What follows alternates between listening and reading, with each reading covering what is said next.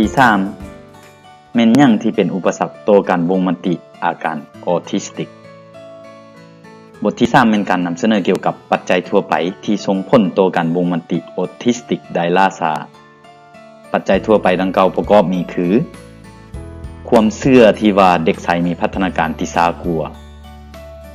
ติดตามเบิ่งพฤติกรรมไว้วางใจต่อยาพื้นเมืองหลายเกินไปขาดสิ่งอำนวยความสะดวกต่างๆด้านการแพทย์และอื่นๆดังที่ระบุไว้ในบทเรียนนี้จันดีมีความระมัดระวังต่อกับคำแนะนำที่อาจจะผิดพลาด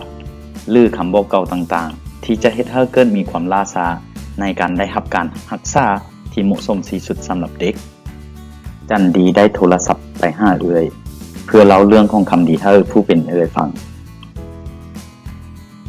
ทองคำและจันดีได้เล่าเรื่องคำดีให้เพื่อนบ้านของเขาเจ้าชื่อว่ามาดามไพวันฟังพวกเขามีความกังวลหลายเกี่ยวกับคำดีแต่มาดามไพวันจึงบอกเขาเจ้าว่ามันก็แม่นแล้วเด๋เพราะว่าปกติแล้วเด็กผู้ชายจะมีพัฒนาการช้ากว่าเด็กผู้หญิงแต่ทั้งยังได้ก็ตามพ่อและแม่ของคำดียังคงมีความรู้สึกว่ามันมีความผิดปกติบางอย่างต่อกับคำดีอยู่บ่ต้องกังวลดอก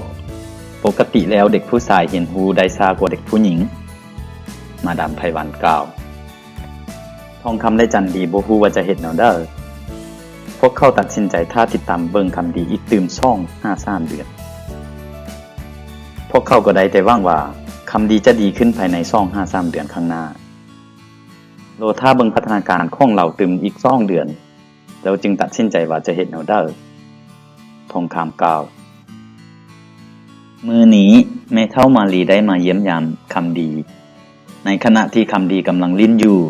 แม่เฒ่ามาลีสังเกตเห็นว่าคำดีสามารถจำแนกสีต่างๆได้เป็นอย่างดีเมื่อแม่เฒ่าเอาขนมอมให้คำดีก็เลือกจับเอาเพียงแต่ก้อนสีแดงเท่านั้นแม่เฒ่ามาลีบอกกับจันทีว่าคำดีเป็นเด็กที่ฉลาดหลายแม่เฒ่าบ่รู้สึกว่าคำดีมีปัญหาในการเรียนรู้ได้เลยเบิ่งแม่เราเป็นเด็กที่ฉลาดหลายได้แม่เฒ่ามาลีกล่าวแม่เฒ่ามาลีได้แนะนำให้จันดีพาเฒ่าคำดีไปสูตรอยู่วัดอยู่ที่วัดแม่เฒ่ามาลีได้เอาวัตถุมงคลใส่ให้คำดีเพื่อเป็นการปกป้องเราคำดีวัตถุมงคลนี้จะช่วยรักษาและปกป้องเจ้าเด้อแม่เฒ่ามาลีกล่าว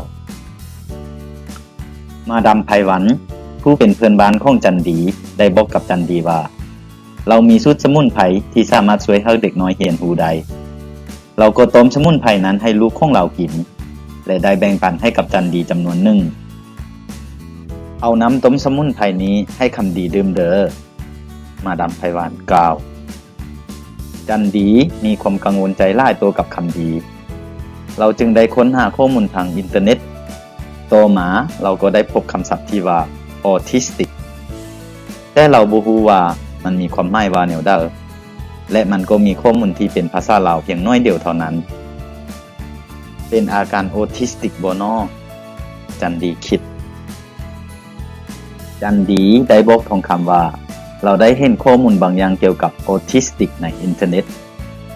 และทองคำก็มีความกังวลใจหลายแต่เราก็บ่ฮู้ว่าจะเฮ็ดแนวใดและจะสามารถขอข้อมูลเพิ่มเติมได้อยู่ซื่อบ่มีท่านหมออยู่ในหมู่บ้านของพวกเฮาเลยจันดีกล่าวบุญมีผู้อาศัยอยู่ในตัวเมืองได้แนะนำให้จันดีว่าให้พาคำดีไปพบท่านหมออยู่ในเมืองบ่ต้องท่าหยังอีกแล้วที่พาคำดีไปพบท่านหมออยู่ในเมืองด่วนบุญมีบอก